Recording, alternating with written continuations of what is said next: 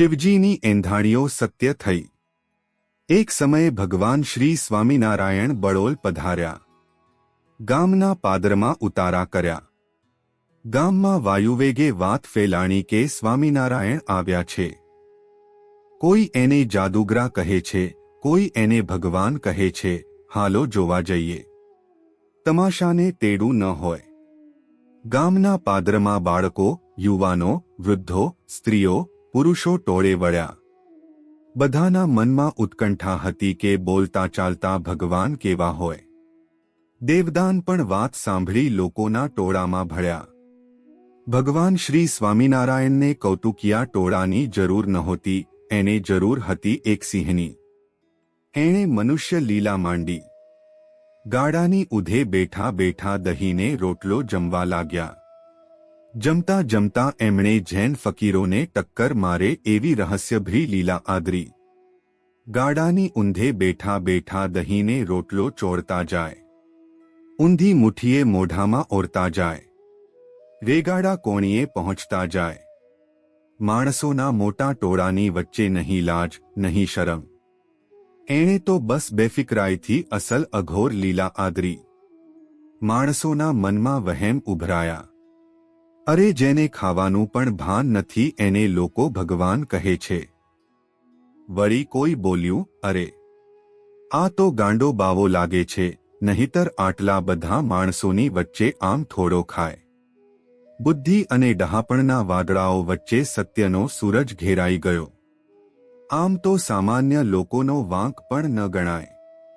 મહાપુરુષોની અલમસ્ત ક્રિયામાં ભલભલા અટવાઈ જાય। ગાડાની ઊંધ ઉપર બેઠેલા શ્રીજી મહારાજને જાણે કોઈની પડી જ નહોતી।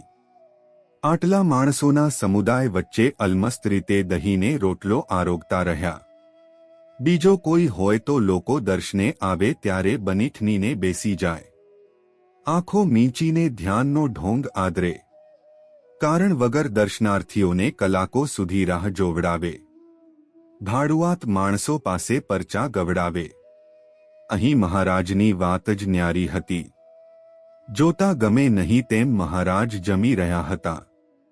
જોત જોતામાં દહીંના રગેડા કોણીએ પહોંચ્યા। મહારાજ હાથની હથેળીને જીભથી ચાટવા લાગ્યા। હથેળી ચાટતા ચાટતા આખો હાથ ચાટવા લાગ્યા। એમ કરતા કરતા જીભ કોણીએ ફરવા લાગી। દેવદાન આશ્ચર્યચકિત નયનોથી આ લીલા નીરખી રહ્યા। લોકો તો ગાંડો બાવો માનીને વિખરાવા લાગ્યા, પણ દેવદાન પથ્થરના પૂતળાની જેમ ઊભા રહ્યા। શિવજીના શબ્દો એમના અંતરમાં ઘૂમરાતા રહ્યા। ગામના પાદરમાં આવ્યા હશે, ગાડાની ઊંધ ઉપર બેઠા હશે, દહીંને રોટલો જમતા હશે, દહીંના રેગાડા હાલતા હશે, જીભથી કોણીને ચાટતા હશે। દેવદાન, આ એંધાણીએ ઓળખજે એ ભગવાન હશે। ટોળું દૂર થયું એટલે દેવદાન સામે જોઈને શ્રીહરિ હસ્યા અને બોલ્યા, કેમ દેવદાન? દેવદાન કહે, મહારાજ, મને તમારા ચરણોમાં રાખો। આજ શિવજીના વરદાન ફળ્યા। મને પ્રગટ પુરુષોત્તમ મળ્યા।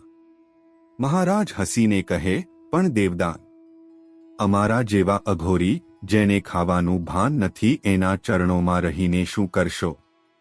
દેવદાન બોલ્યા, મહારાજ, તમને ખાવાનું ભાન નથી એમ નહીં, પણ અમને ઓળખવાનું ભાન નથી। શિવજીએ આંખ ન આપી હોત તો હું પણ એ ટોળા હારે હાલ્યો ગયો હોત। શ્રીહરિએ પ્રસન્ન થઈ દેવદાનને પાસે રાખ્યા અને સાધુ કર્યા। નામ પાડ્યું દેવાનંદ સ્વામી। જય શ્રી સ્વામિનારાયણ।